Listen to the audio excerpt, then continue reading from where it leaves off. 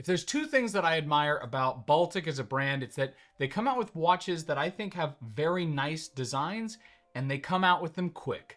I mean, this is another release from Baltic. Here we're looking at the Prismic Stone Dial. If this is an example of what I can expect out of Baltic through the future, then I have a lot of really good things to say about this sort of watch. So far, what we know about Baltic is that they're a micro brand. I don't know at what volume you decide someone isn't a micro brand, but they're a very successful micro brand that typically looks at reinventing heritage designs for the modern era. So they look back at old watches that used to be made, and then they make them today, but at an affordable package with, I think, a very well-constructed design. They have a good blend of simplicity with the right cues, I think, to make them wearable, enjoyable, and as I said, at a good price. Now, most of those typically are between the $500 to $1,000 price range, depending on what you're looking to buy.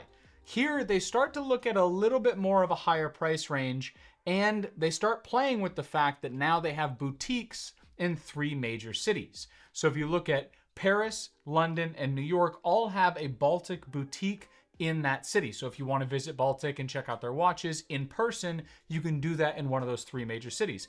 As a celebration of that, they've released this. This is their Prismic Stone Dial variant, where they essentially have a color that represents each specific city that their boutiques are now in. I think it's a pat on the back for them, and well-deserved, honestly, for the being able to scale to those cities, to then release something also that's a little bit higher end, a little bit higher price. It's got some features in here you don't typically find out of Baltic, and they do the one thing that I both like and don't like about a lot of brands, and that is a limited edition release. So let's go through the specs first, and then we'll talk about the things I really like about the watch and a few things that I don't like so much about the watch. First thing to note is this is a 36mm dress watch. Now, as a note, I do not have to send this watch back to Baltic. It does not change its review. They never ask me what I'm going to say ahead of time. They never need to approve it. And they continue to send them to me, even though I have been critical of other watches in the past. And I really appreciate the way that they conduct business, in the fact that they let me say essentially whatever I want about the watch, but that is important to note before I get through the review. It has a very recessed crown here on the right side, so you won't have a big bulky crown sticking out, which I think is nice for a dress watch. You don't have any lume whatsoever. It's all polished indices and brushed/polished handsets. You have a sub-seconds at the bottom. Baltic is printed at the top on the dial. In the back here is a Swiss manual movement. This is the ETA Peugeot 7001. If it looks familiar, it looks like a Nomos movement because Nomos originally used this movement. They had a hard time sourcing it from ETA, and so they started manufacturing their own variant of it. Their first in-house movement was essentially a derivative of the ETA 7001. Now they have a few innovations on top of that, but it's a rock solid, well-built movement that's been used for decades, so you can expect very good operation out of the watch. It has a machine finish on here with, I think, a nice applied Côte de Genève. You have Baltic watches written here on top of the barrel. You have blued screws. In general, I think it's a nice looking movement. The fact that it doesn't have a rotor in it keeps it very slim at only 9.2 millimeters, which I love. You have in here quick spring bar release and drilled lugs. So if you're interested in swapping straps, this thing's built for it. This is on a Milanese style bracelet, which I really like. It does have to feed in from the back side, and then you basically just clamp it down. But it gives you a lot of adjustability, plus on the fly adjustment in theory, because all you have to do is unclamp it, slide it a little bit, and then clamp it back down, which is something I've really noticed about Milanese style straps in general, both with this and my Speedmaster, that I use them and adjust them a lot throughout the day, which is a nice perk that I never really thought of before. It has in here a titanium mid case, and then stainless steel top and bottom stainless steel lugs.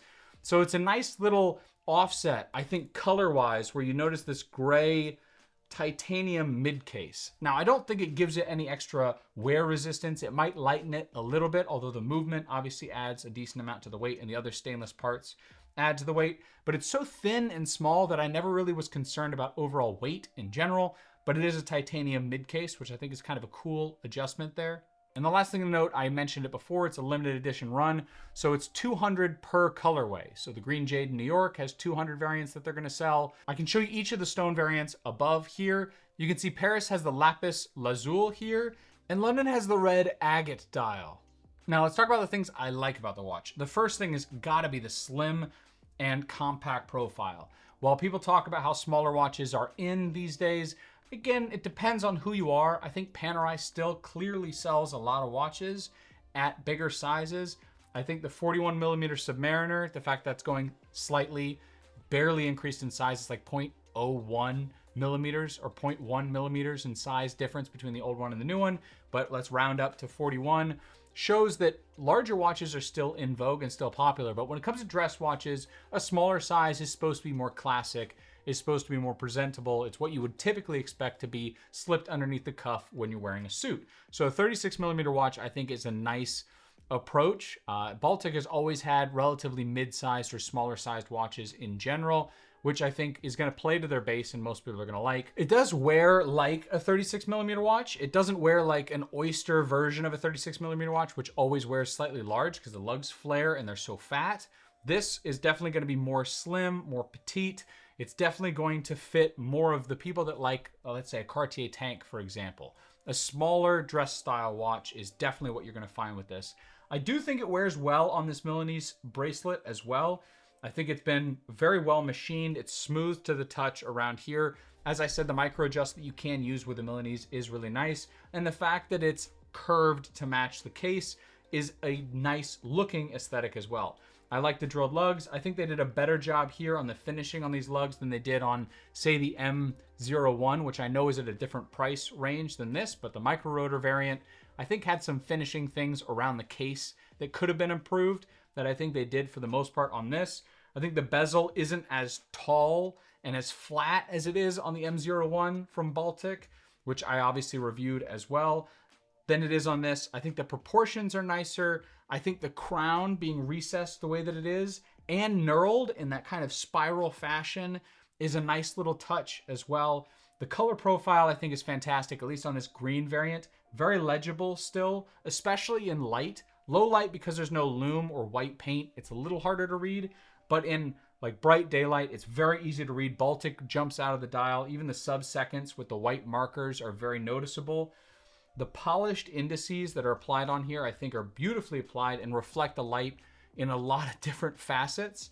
And the color of the jade is very vibrant, and I think just really sets the watch in a league of its own for a colorful accent to some sort of ensemble. And I think that all of those things are things I really like about this watch. There are still some things that I nitpick and don't like with any watch. One is going to be that my wrist here is 6 3/4 inch. If you have a wrist size of 6 1/4, this Milanese bracelet may not be able to bend fast enough for your wrist because it is, let me take it off and show you. See, as I stretch it, you can see that it basically stiffens out and wants to continue to flare before it gives itself enough room to actually conform to your wrist. So for my wrist, it fits very well. But for some people's wrist, that might be too much up and down dimension for you to actually fit on the top side of your wrist. As I said, mine's very flat, and obviously I have a 6 3/4 inch wrist, but you may get to the point where this Milanese bracelet is not gonna fit you very well. So you may wanna favor wearing the strap in that scenario if it doesn't conform to your wrist fast enough.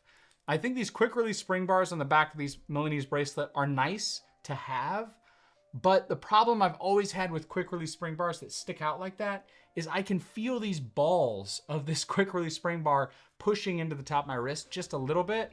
It's not like a deal breaker or anything, and all this stuff can easily be changed by just taking the bracelet off, and then immediately you can put it on a strap and you've solved those issues.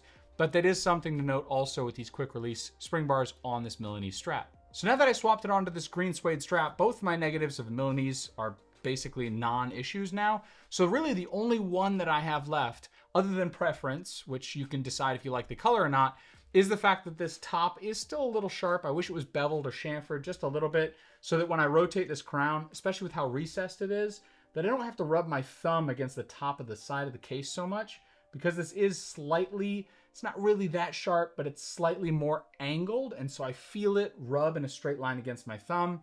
And that's, you know, not amazing for a manual wound watch to feel that every so often when you wind it. And the crown being recessed is great from a wearability standpoint, but it's not the easiest to then wind. And being a manual wound watch, you're gonna have to wind it a lot if you're gonna wear it a lot. So that's definitely, I think, the only real negative to this watch. Outside of that, you know, limited edition is a thing that some people hate, and I get it, you know, but as a new business or as a smaller business, taking a big risk and trying to create a production model line is a big financial risk. If it doesn't sell, you can very easily lose a huge amount of your cash. And as I mentioned in a prior video, cash flow is everything for a business. I mean, with my business, it's certainly all about cash flow and manufacturing. And so you have to know that your product is going to sell. And limited editions give you the ability to stretch into a new design style or new case or new, you know, dial type without really putting all your eggs in that basket, because you can make a calculated risk in terms of how many you produce. Whereas if you try and make it a regular production model, you have to order 4 expected orders and still have some in reserve in case orders continue. Otherwise you just stock out and no one can buy any. And then they're frustrated for that too. So running a business is very hard, and I think limited editions is a nice way to celebrate the fact that you have boutiques in several countries and to try to test out the waters for a little bit of a higher price point with a different style movement in the back. What do you guys think about the green jade also compared to the other variants? I think some of the others look like it might be a little harder to read them. So that's kind of why I picked this one. But I think Baltic's doing some great things. Maybe you guys disagree, but let me know, and I'll see you in the next one. Take care.